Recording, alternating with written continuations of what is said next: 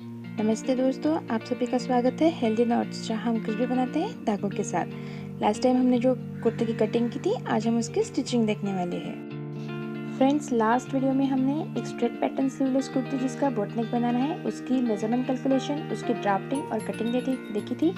आज की वीडियो में हम उसकी स्टिचिंग देखेंगे। इस लॉकडाउन सीरीज में घर में बैठे ही किस प्रकार से हम हमारी स्टिचिंग का पैशन पूरा कर सकते हैं, ये हम देख रहे हैं। हमें बाहर जाके अस्तर, मैचिंग धागे, कैनवास कुछ भी लाने की ज़रूरत नहीं पड़ेगी। कोई भी कुर्ता सिलने के लिए गले के लिए कैनवास लगता है। अगर हमारे पास कैनवास नहीं है तो एक परफेक्ट गला कैसे बनाते हैं, ये हम आज के इस वीडियो में देखेंगे। और अगर हमारे पास मैचिंग धागे नहीं भी हो तो भी हम एक परफेक्ट कुर्ती कैसे सिलते हैं, ये हम आज के वीडियो में देखेंगे। तो चलिए, without matching threads, without canvas, आज हम देखेंगे एक straight pattern sleeveless boat neck kurti की stitching. Welcome to healthy knots anything with threads. Please हमारे चैनल को सब्सक्राइब कीजिए, लाइक कीजिए, शेयर कीजिए, कमेंट कीजिए और बेल आइकन को दबाकर आने वाले वीडियोस को एंजॉय कीजिए। लास्ट टाइम हमने एक स्लीवलेस स्ट्रेट कट कुर्ती जो कि बोट नेक है उसकी कटिंग की थी। उसका जो गले का कटिंग था, ये जो मैं दिखा रही हूँ, वो हमें आज के स्टिचिंग के लिए यूज होगा। ये जो गले का कटिंग है, जो बचा हुआ कपड़ा है गला काट के, उसको हम एक रॉ कपड़े पे ड्रॉ कर लेंगे। हमारे पास अभी कैनवास नहीं है क्योंकि लॉकडाउन चल रहा है, तो गला कैसे अच्छे से परफेक्टली बना सकते हैं ये मैं आपको दिखा रही हूँ। ये जो गले का सरफेस था, उसको मैंने इस प्रकार एक कपड़े पे उतार लिया है। अब हम यहाँ से 1.5 इंच का मेजरमेंट कपड़े पे निकालेंगे। ये हमने 1.5 इंच पे मार्क कर दिया है। मैं जो पूरी लाइनिंग है हमारी हमने ड्रॉ करी हुई, उसको 1.5 इंच पे मार्क कर दूंगी। अब हम उस 1.5 इंच पे फिर से एक बार हमारे गले को वही कटिंग को प्लेस करेंगे, कुछ इस तरह। वो हर जगह पे 1.5 इंच पे आ जाएगा। ये इस तरह हर जगह, हर लाइन पे 1.5 इंच आ रहा है और हम इसको ड्रॉ कर लेंगे। अब ये जो पॉइंट्स हमने मार्क किए हैं, उन सबको हम अच्छे से एक बार रख के शेप दे देंगे। लॉकडाउन की वजह से हमारे पास कैनवास नहीं है, तो गले को एक फॉर्मनेस देने के लिए हम इस प्रकार इसको कट कर रहे हैं। ये हमने 4 पीस कट कर लिए हैं। ये खुलने के बाद ये 2 पीस बन जाएंगे। अभी मैं 4 पीस को कट कर रही हूँ।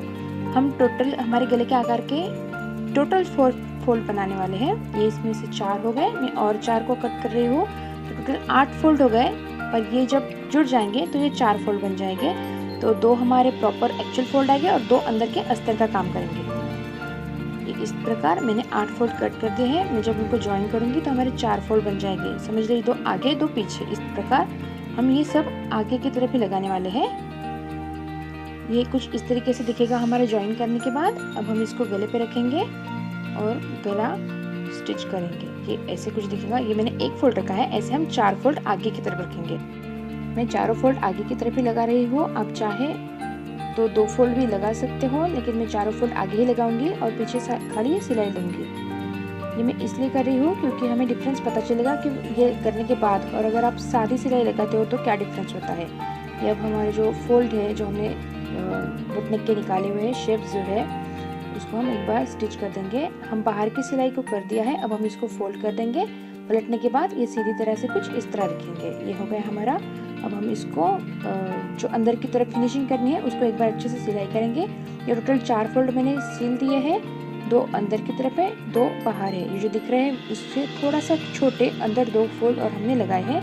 तो टोटल 4 फोल्ड हमने बना लिए हैं। आप चाहे तो 2 आगे और 2 पीछे भी लगा सकते हैं, लेकिन मैं चारों आगे ही लगाने वाली हूँ। तो दिखने के लिए वो एक ऐसे प्लेन फ्रिल की तरह दिखेंगे और अच्छा लुक आएगा हमारी कुर्ती को। ये हो गया हमारा फ्रिल। अब हम पहले क्या करेंगे, फ्रिल लगाने से पहले हम हमारे शोल्डर को ज्वाइन करेंगे। मैंने डबल फोल्ड करके शोल्डर को सिलाई करनी है। डबल फोल्ड में इसलिए कर रही हूँ ताकि इंटरलॉक करने की ज़रूरत नहीं पड़ती है। और हमारा ये एक स्लीव हो गया है।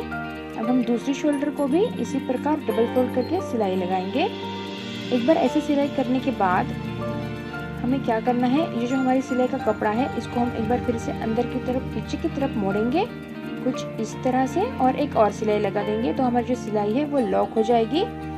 ये फिनिशिंग भी अच्छा देती है और ये धागे भी नहीं निकालती है, इसलिए ये सिलाई करना दोस्तों बहुत ज़रूरी होता है। इससे आपको जो प्रोफेशनल टच रहता है आपकी कुर्ती को, वो देने में आसानी होती है। ये हमारी दोनों शोल्डर सिल के हो गई है। अब हम हमारी जो आर्म होल की कटिंग की हुई थी उस कपड़े को भी मैं डबल फोल्ड करके प्लेन सिलाई लगाने वाली हूँ। आप चाहे तो ऐसा कर सकते हो। आप अगर नहीं चाहे तो आप यहाँ पे पाइपिंग भी लगा सकते हो। आप यहाँ पे फोल्ड पट्टी लगा के उसको तुरपाई भी कर सकते हो, लेकिन मैं बहुत आसानी से कुर्ती कैसे बनाते हैं वो दिखाना चाह रही हूँ, इसलिए मैं यहाँ पे एक प्लेन सिंपल सी डबल फोल्ड करके एक स्टिच दे दूंगी और हमारी जो आर्म होल है वो सिल के रेडी हो जाएगी। ये हमारी एक बाजू हो गई है। अब हम दूसरी बाजू की आर्म होल को भी वैसे ही सिलेंगे। मैं अपने आने वाले वीडियोस में आपको तुरपाई कैसे करते हैं, डबल फोल्ड पट्टी कैसे लगाते हैं या पाइपिंग कैसे लगाते हैं ये बता दूंगी, लेकिन आज के वीडियो में मैं अपनी जो आर्म होल की स्लीवलेस आर्म होल की जो साइड की पट्टी है उसको खाली डबल फोल्ड करके सिलाई लगा दूंगी, तो आसान भी रहेगा और अच्छा भी लगेगा। अब हम हमारे गले की तरफ जाएंगे। जो हमने 4 फोल्ड का बोटनेक का पैच बनाया था उसको अब हम गले पे रख के अटैच करेंगे। मैं टोटल 2 फोल्ड को लूँगी और गले की बाजू को लूँगी और वहाँ पे पहले एक सिलाई लगा दूँगी इस तरीके से। वो सिलाई लगने के बाद जो बचे हुए 2 फोल्ड है उनको मैं उल्टा गले को जो हमारा पैच है उसको टर्न करके उन दोनों फोल्ड को फिर से अटैच करके गला बनाएंगे। ये कुछ इस तरीके से हम पहले 2 फोल्ड और गले को सिलाई लगाएंगे। ये होने के बाद हम जो बचे हुए 2 फोल्ड है उनको सिलाई कैसे लगते हैं वो देखते हैं। ये मेरे अभी गले के 2 फोल्ड को मैंने सिलाई लगा ली है और अब ये कुछ इस तरीके से दिखेगा। ये हो गया हमारे गले का पैच, पहला जॉइंट लग गया है। अब हम इसको टर्न करेंगे। ये जो पैच है इसको टर्न करेंगे। ये जो पैच है ये कुछ इस तरीके से हमने पहले सिलाई लगा ली है। अब हम सिलाई का जो बाहर का जो सिलाई का कपड़ा है उसको पैच के अंदर की तरफ मोड़ देंगे कुछ ऐसे। ये हो गया और पूरी सिलाई का कपड़ा अंदर लेके जो हमारे 2 फोल्ड बचे हैं उनको एक बार दुमड़ के हम फिर से सिलाई लगा देंगे, तो हमारा गला रेडी हो जाएगा। ये हम इसलिए कर रहे हैं क्योंकि हमारे पास कैनवास नहीं है और गले को जो फर्मनेस अच्छा लगता है वो हमें देना है। तो हमारी जो सिलाई है उसको हम अंदर की तरफ फोल्ड करेंगे ताकि ये बाहर निकलेगी नहीं, दिखेगी नहीं। इससे फिनिशिंग भी अच्छी आती है और हमारे गले का लुक भी काफ़ी अच्छा दिखेगा। ये हम इसको पूरे गले को इसी प्रकार हम सिलाई कर देंगे और सिलने के बाद ये गला कुछ ऐसे दिखेगा। इस पर अभी अच्छे से फिनिशिंग नहीं लग रही है कि हम जो आने वाली ट्रिक कर रहे हैं वो आप देखोगे तो आपको पता चल जाएगा कि गले में फिनिशिंग बहुत अच्छे से बैठ जाए। दोस्तों हमने 1.5 इंच का ये बोटनेक का पैच बनाया है। दुमड़ने में कपड़ा जब सिलाई में अंदर की तरफ गया तो समझिए आपने पाँव से आधा इंच अंदर गया है, तो समझिए अभी हमारा 1.25 से 1 इंच का जो बोटनेक का पैच है वो हमें दिख रहा है। तो उस पैच में हम 4 से 5 खाली स्टिचिंग लगाएंगे। खाली सिलाई करनी है हमें। हमारा जो बोटनेक का जो आउटर सरकमफ्रेंस है उसके अकॉर्डिंग हम ये सिलाई लगाएंगे। ये आप देख रहे हैं मैं कैसे लगा रही हूँ। वो हम कम से कम 2 से 3 अलग अलग धागों की सिलाई लगाएंगे, इसलिए क्योंकि ये दिखने में आकर्षक लगेगा, इसलिए हम ऐसा कर रहे हैं।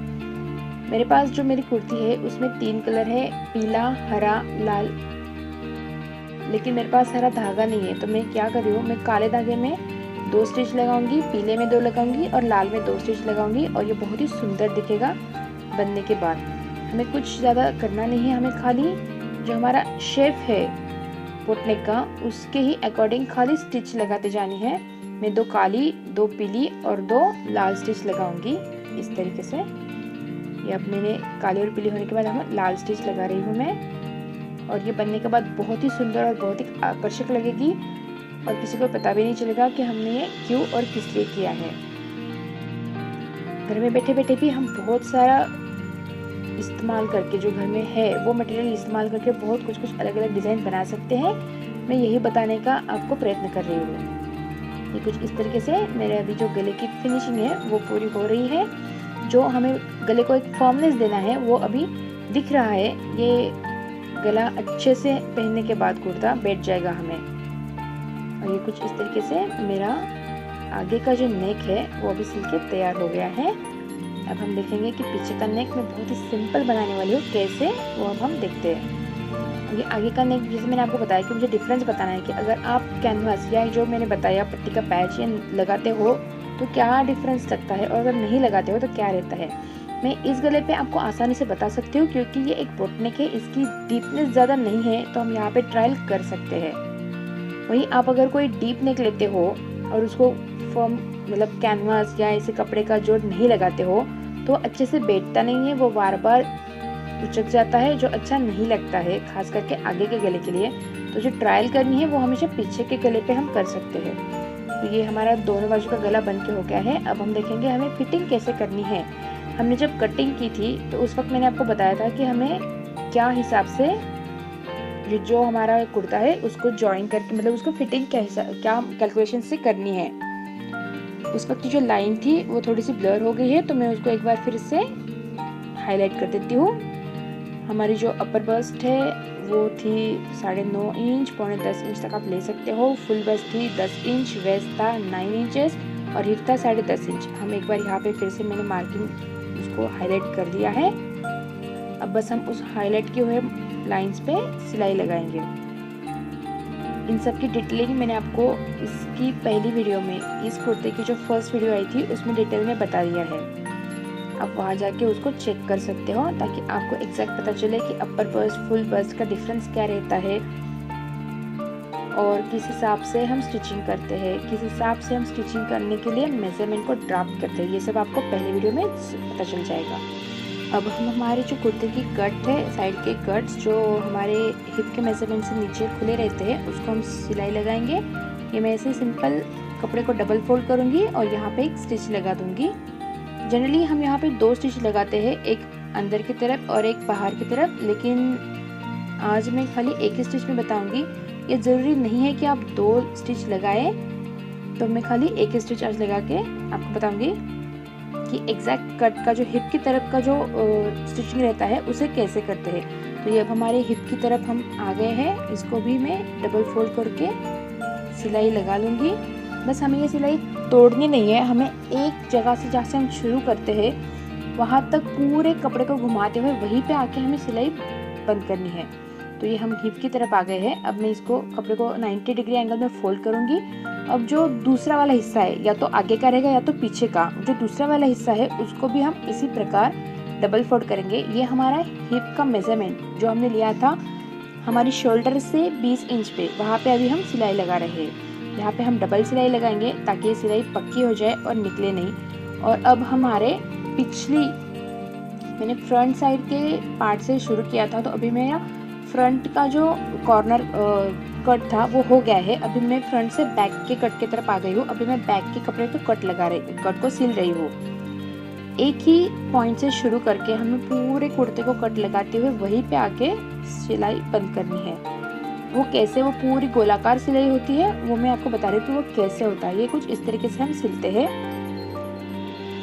ये हमारा एक बाजू का हो गया, वैसा ही हम कंटिन्यू करते हुए हमारी जो दूसरी बाजू होगी वहाँ पे भी कट लगाएंगे। तो ये कुछ इस तरीके से दोस्तों हमारा स्लीवलेस स्ट्रेट कट बोट नेक का कुर्ता तैयार है। ये कुछ इस तरह से दिखेगा। यहाँ पे धागों का जो कलर है वो प्रिसाइजली दिख नहीं रहा है, लेकिन बिलीव मी आप जब इसको बनाओगे तो ये बहुत अच्छा दिखेगा। बनने के बाद, ये पहनने के बाद बहुत अच्छे से खुलता है। दोस्तों अगर आप चाहो तो ये ज़रूर ट्राई कीजिए और मुझे कमेंट करके बताइए कि आपको ये कैसे लगा। आपने अभी तक मेरे चैनल को सब्सक्राइब नहीं किया है तो प्लीज़ सब्सक्राइब कीजिए, लाइक कीजिए, शेयर कीजिए। आपको कोई प्रॉब्लम हो, आप कुछ बनाना चाहते हो, मेरी हेल्प चाहिए तो मुझे ज़रूर बताइए। मैं आपको ज़रूर मेरी तरफ से हेल्प करने की कोशिश करूँगी। Thank you. हेल्दी नोट्स ताकि के साथ सब कुछ। अगर आपने अभी तक चैनल को सब्सक्राइब नहीं किया है तो प्लीज सब्सक्राइब कीजिए, लाइक कीजिए, शेयर कीजिए, कमेंट कीजिए और बेल आइकन को दबाकर आने वाली वीडियोस एंजॉय कीजिए।